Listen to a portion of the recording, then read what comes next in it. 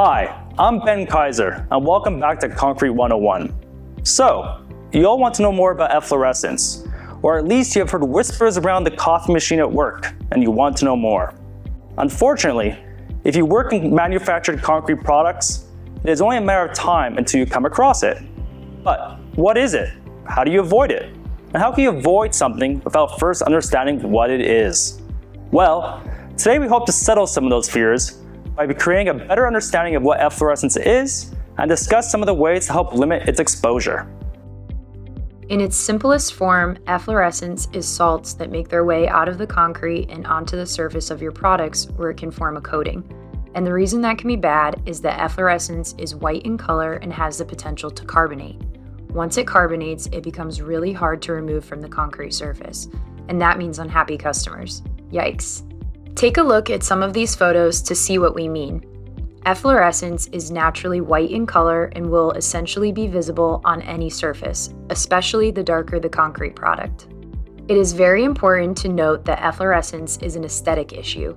You saw efflorescence on some buildings just before. No need to be concerned about the building's structural integrity, but aesthetically, it doesn't look nice. So, we keep saying efflorescence is a salt and it's white in color. Is it like table salt? Not quite. It is white in color, but while table salt is from sodium and chloride, efflorescence mostly comes from calcium hydroxide and alkalis. Calcium hydroxide is a byproduct of the cement hydration reaction and is the likely source for a good number of efflorescence cases. Please watch our cement video for more information on how the cement hydration reaction works. But, in a nutshell, the reaction between cement and water creates this gel-like glue called calcium silicate hydrate gel that holds all the aggregates together and helps give the product higher strength and density. However, a quarter of that reaction makes calcium hydroxide, and that is what makes it a contributor for efflorescence. On the other hand, alkalis are naturally found in cement, pozzolans, and aggregate. Raw material producers will try to limit their amount.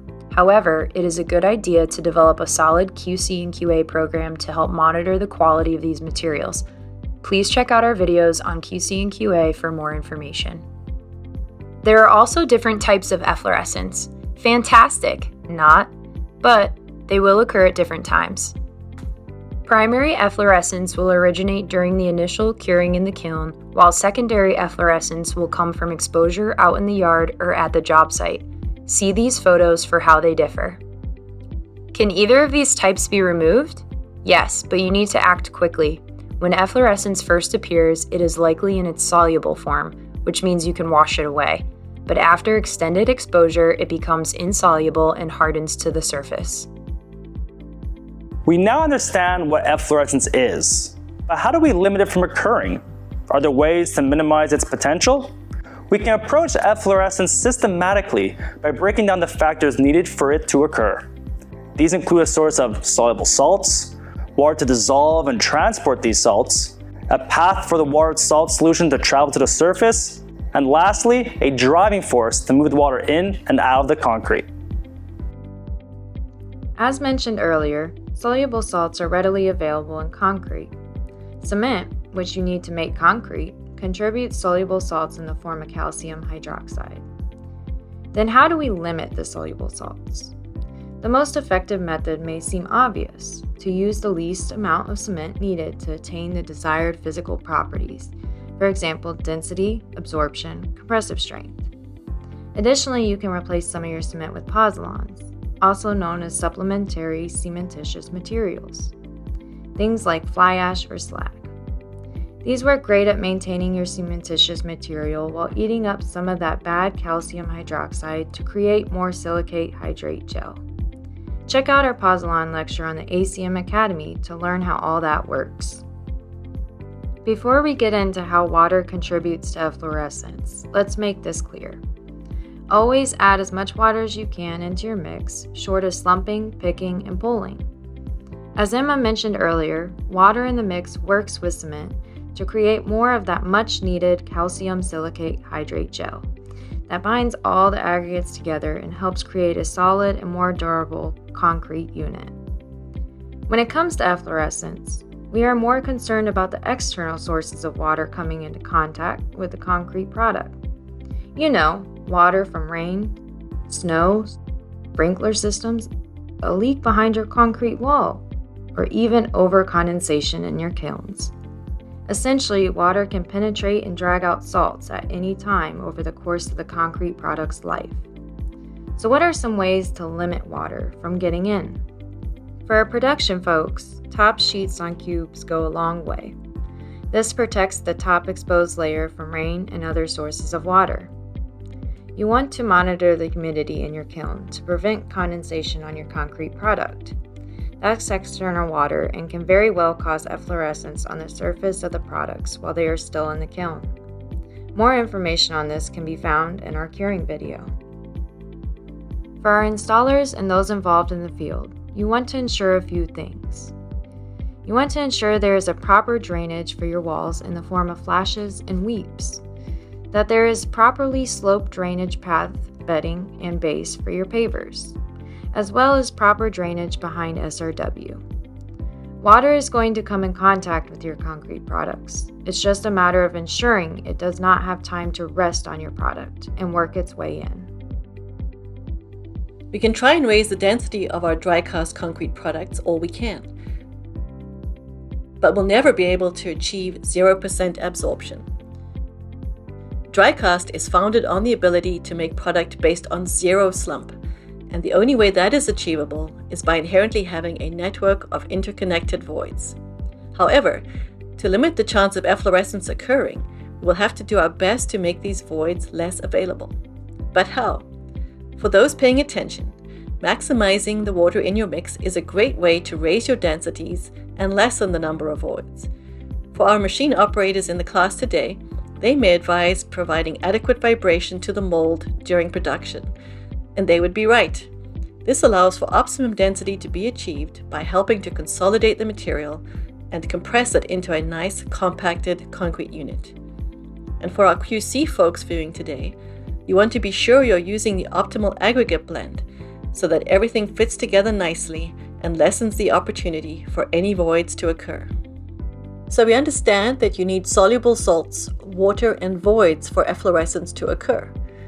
But water is not going to magically work its way deep inside the unit and then for no reason come back out, unless of course we submerge the concrete unit in water. But no one should be doing that. For the water to get the help it needs to enter the unit and then come back out with the soluble salts, it needs a change in localized conditions, also known as a driving force. For the most part, this means a change in temperature or humidity. Think of the kiln, like when you rush to take concrete product out of warm controlled curing and bring it into the cooler conditions outside in the yard. All the moisture from within the product will be pressured to go to the drying outside surfaces. This change in conditions isn't limited to kiln activity either. Don't think you're safe then. Rising temperatures during the day and near freezing temperatures at night, like springtime in Canada, is plenty of naturally occurring driving force. You've got to be sure you're aware of the changes in localized conditions and do your best to prevent them from wreaking havoc on your concrete. Using a top sheet and plastic wrapping on your cube is one way to limit the impact of outdoor conditions. Now let's visit Chief Inspector Chuck to see if we can solve an efflorescence mystery. Hello, I'm Chief Inspector Chuck from ACM Yard at your service. Last night I received the frantic call from a victim of an efflorescence attack. It was awful. Efflorescence was found dripping down the sides of a whole row of cubes out in the yard. Witnesses claimed this was impossible because the cube was top sheeted and then stretch wrapped. The question becomes, how is it dripping down the sides if it's tightly wrapped? Unless, can it be coming from within? Let me ponder. So how can that be possible? I'll need to use my advanced ability of deductive reasoning to figure this one out. External sources of water may not always appear to be in their obvious liquid form, such as when we have rain or snow. Moisture is naturally in the air, but when it meets a cooler material, it can turn into liquid. The plastic could be stretched wrapped as tightly as you can make it, but even the slightest gap on the surface of the concrete will be enough space to become a collection point. Where there's air, there's moisture. Kind of like what happened to me this year's Burning Man. I mean, I bought a hat, everything, but that'll be another video. Anyway, the air gets warmed up by the hydrating concrete, and water will begin to condense on the plastic sheet. So, with the right conditions, the condensed water can drip and collect on the surface of the pavers. It's elementary, really. The source of water will have the potential of turning soluble salts into efflorescence. Well, that's another case solved by Chief Inspector Holland. Let the next game of Clue begin. Thanks, Chief Inspector Chuck. It's because of problem-solving people like you that make it easier for the rest of us to sleep at night. Today we had the brief opportunity to introduce the hot topic that is efflorescence. We explained what it is and the 4 contributing factors needed for it to occur. Essentially, efflorescence is surface deposit salts that have the potential to cause long-term aesthetic issues to your concrete products.